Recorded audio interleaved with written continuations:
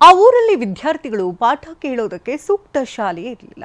ಇನ್ನು ಈಗಲೋ ಆಗ್ಲೋ ಬೀಳುವಂತಿರುವಂತಹ ಕಟ್ಟಡದಲ್ಲಿ ಜೀವ ಭಯದಲ್ಲಿ ಕಾಲ ಕಳೆದಿದ್ದಾರೆ. TV9 ವರದಿಯ ಬಳಿಕ ಹೊಸ ಶಾಲೆ ನಿರ್ಮಾಣವಾಗಿದ್ದು ಶಿಕ್ಷಕರು ಹಾಗೂ ಮಕ್ಕಳು ಧನ್ಯವಾದ ತಿಳಿಸಿದ್ದಾರೆ.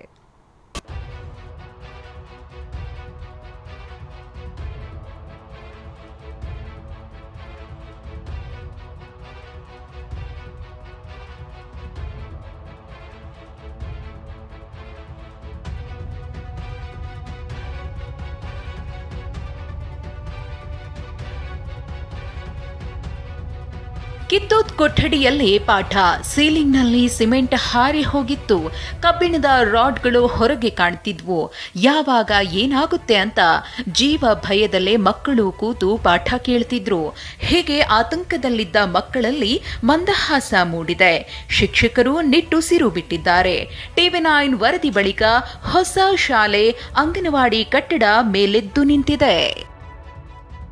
TV9 ವರದಿ ಬಳಿಕ ಹೊಸ ಶಾಲಾ ಕಟ್ಟಡ ನಿರ್ಮಾಣ.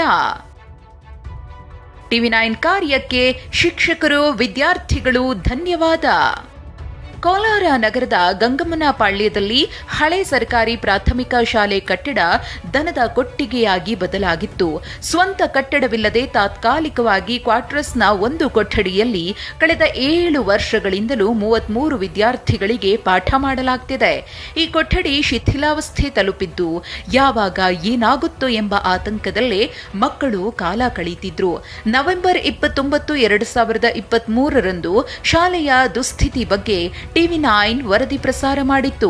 ವರದಿ ಬಳಿಕ ಎಚ್ಚೆತ್ತ ಜಿಲ್ಲಾಡಳಿತ 34 ಲಕ್ಷ ಹಾಗೂ ಸಾರ್ವಜನಿಕ ಶಿಕ್ಷಣ ಇಲಾಖೆಯ 16 ಲಕ್ಷ ಹಣದಿಂದಾಗಿ ನೂತನ ಶಾಲಾ ಕಟ್ಟಡ ನಿರ್ಮಿಸಿದೆ.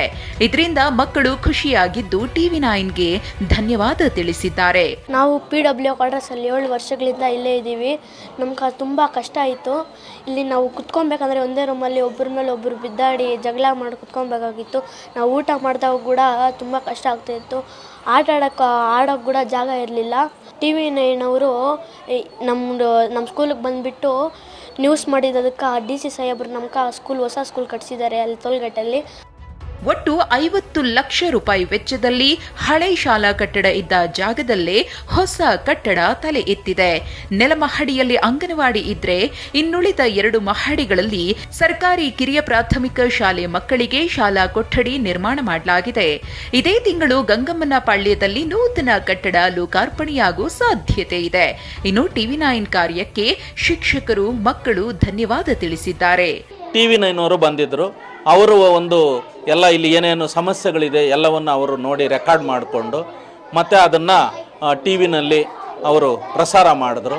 ಅದರ ಒಂದು ಪ್ರಯುಕ್ತ ಅದು DC ಸಾಹೇಬರಿಗೆ, ಬೇರೆ ಉನ್ನತಾಧಿಕಾರಿಗಳಿಗೆಲ್ಲ, ನಮ್ಮ MLA ಅವ್ರಿಗೂ ಗೊತ್ತಾಗಿ ಈಗ ಆ ಒಂದು ಪ್ರತಿಫಲದಿಂದ ನಮಗೂ ಒಳ್ಳೆ ಬಿಲ್ಡಿಂಗ್ ಸಿಕ್ಕಿದೆ.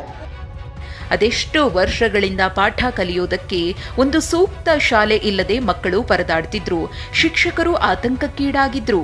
TV9 ವರದಿ ಫಲಶ್ರುತಿಯಿಂದ ಹೊಸ ಶಾಲೆ ಕಟ್ಟಡ ತಲೆ ಎತ್ತಿದ್ದು ಎಲ್ಲರೂ ನಿಟ್ಟುಸಿರು ಬಿಟ್ಟಿದ್ದಾರೆ. ರಾಜೇಂದ್ರ ಸಿಂಹ, TV9 ಕೋಲಾರ.